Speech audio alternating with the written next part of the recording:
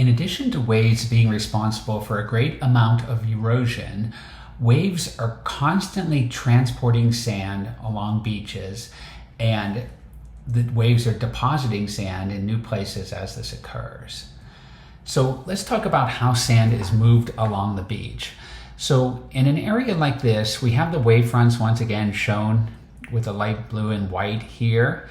And the waves are not quite coming in parallel to the shoreline. So here's the shoreline here.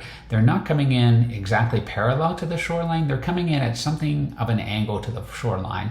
And this is in part because the waves are being refracted. So as these waves are coming into the shoreline, they're pushing the sand up the beach perpendicular to the wavefront. So if this is the wavefront, they're pushing it up at a right angle to that wavefront, and the sand is going up the beach in this direction here. However, once the wave goes out, it's not coming back along the same path. It's just rolling down the steepest part of the beach. And so over time, a particle of sand that's here may go up and back down, then get pushed up and back down. And over time, it's just going to move along the beach. And you may have seen this if you've ever seen someone leave a beach ball right in the surf zone where the water is pushing it back and forth.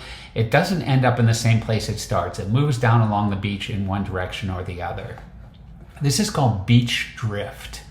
That's what happens on the beach itself, where you would put your umbrella or your ball.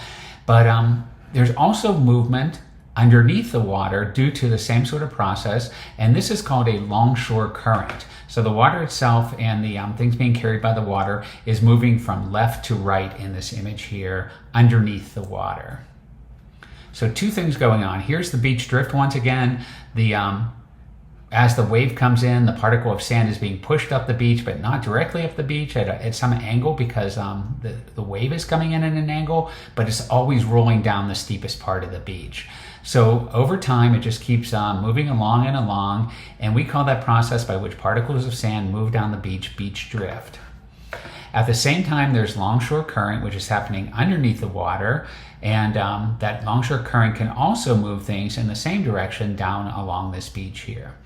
And as we'll see, this typically just means the particle of sand that used to be here is now here, but sometimes we can actually build landforms because of this beach drift and longshore current. And before we talk about that example there, let's look at this one other example here, because it has to do with headlands once again. But sometimes we can get beach drift, that all of the sand that's occurring as this headland is getting eroded here, in some cases, can build sort of a little finger of sand out to where a sea stack was.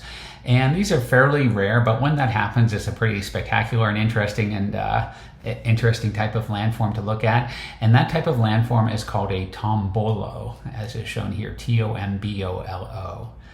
And here's an example of a tombolo, which is on the north coast of Spain. And we can see here's a remnant of the headland here. This would be the sea stack. Here's the headland over here, and the sand has kind of built this little walkway of sediment between those two places, and this would be the tombolo.